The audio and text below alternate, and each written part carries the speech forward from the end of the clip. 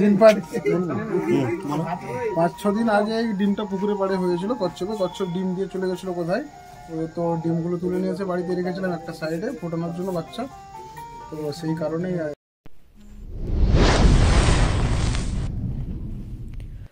কচ্ছপ 16-17টা ডিম পেড়েছে পুকুর পাড়ে, সে ডিম দেখাও যাচ্ছে।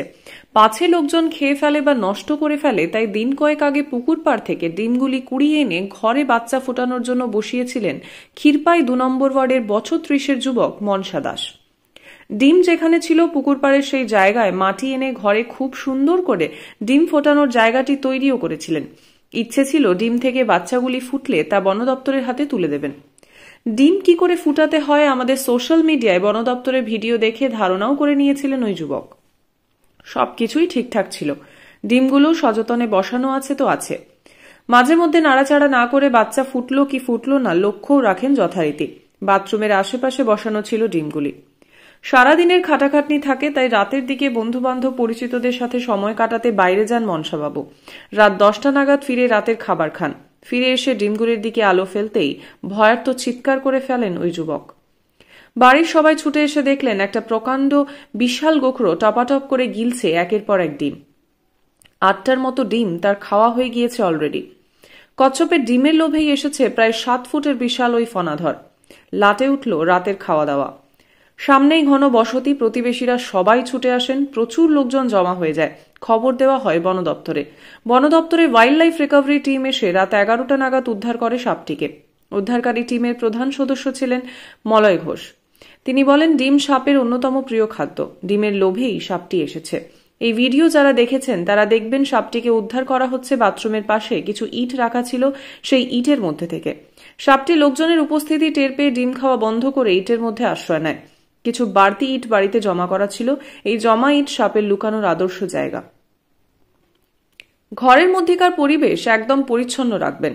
ইট কাঠ জ্বালানি এসব ঘরের মধ্যে স্তূপ করে রাখবেন না। নিয়মিত ব্লিচিং দেবেন ঘরের চারপাশে। পরিচ্ছন্ন রাখুন ঘরের চারপাশ।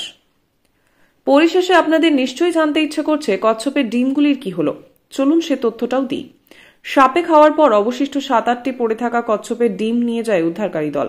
ডিমগুলি থেকে বাচ্চা ফুটলে প্রকৃতি নিলয় পার্কের বিশাল জলাশয়ে সেই কচ্ছপ ছানাগুলিকে ছেড়ে দেওয়া হবে পরম আদরে, পরম মমতায়। ব্যুরো রিপোর্ট, আমি সংহিতা শিরোমণি, স্থানীয় সংবাদ।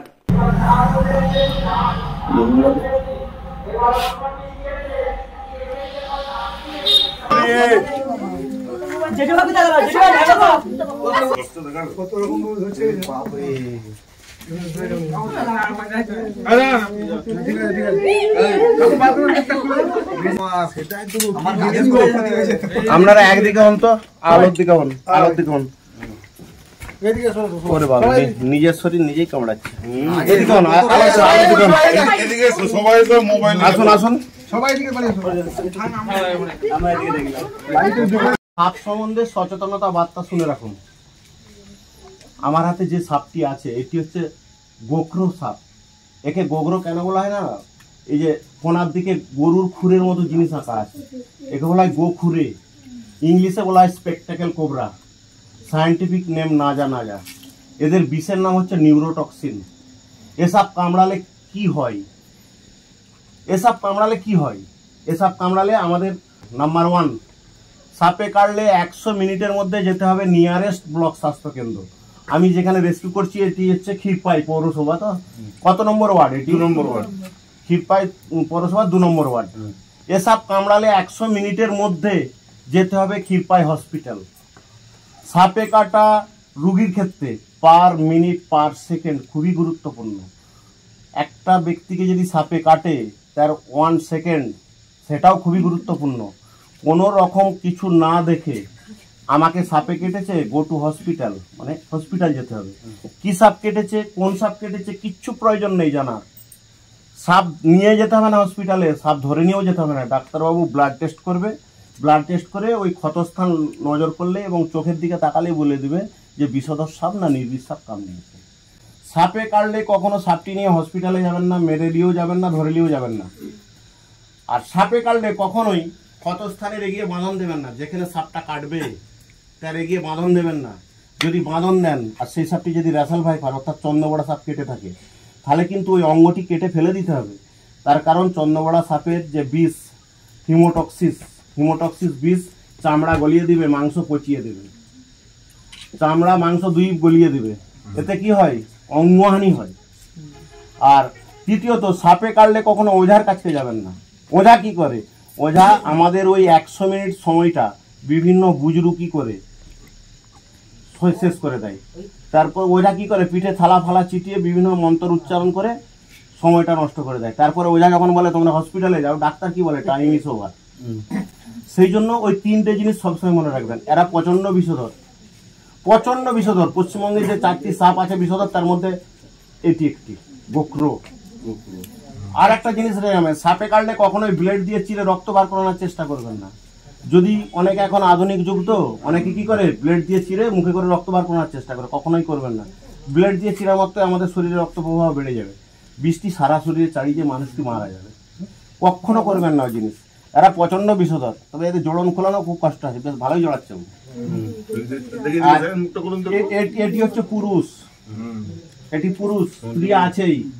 আর গোগ্র সাপ সাধারণত মানুষের বাড়িতেই থাকে, এরা বাড়িতেই থাকে। এরা পুরুষ। সামান্য কি হচ্ছে, বসন্তের হাওয়া, একটু গরম হাওয়া পড়েছে না, যার জন্য এই বড় বড় সাপগুলি বেরিয়ে যাচ্ছে বসন্তের হাওয়ার জন্য। আমি সেদিনে ক্ষীরপাই 7 নম্বর ওয়ার্ডে এক বাড়িতে বিশাল গোগ্র ধরেছিলাম, মানে বেড়ালের জন্য।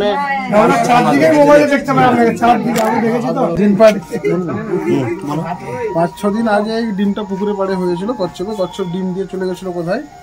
তো ডিমগুলো তুলে নিয়ে এসে বাড়িতে রেখেছিলাম একটা সাইডে ফোটানোর জন্য বাচ্চা। তো সেই কারণেই আজকে গোবর সাপটা বাড়িতে আসে। এবং আসার পথে প্রথম আমার চোখে পড়ে, দেখলাম। আমি দেখে মলয়দাকে ফোন করলাম, মলয়দা আসলো, সাপটা রেস্কিউ করলো। খুব ভালো লাগলো মলয়দাকে ফোন করে পেতে। আমরা ডিম সমত গোগ্র সাপ উদ্ধার করে নিয়ে যাচ্ছি। নমস্কার, আমি সংহিতা শিরোমণি। ঘাটাল মহকুমার সমস্ত খবর সঙ্গে সঙ্গে পেতে হলে আমাদের স্থানীয় সংবাদের ইউটিউব চ্যানেলটি সাবস্ক্রাইব করুন এবং ফেসবুক পেজটি লাইক করুন।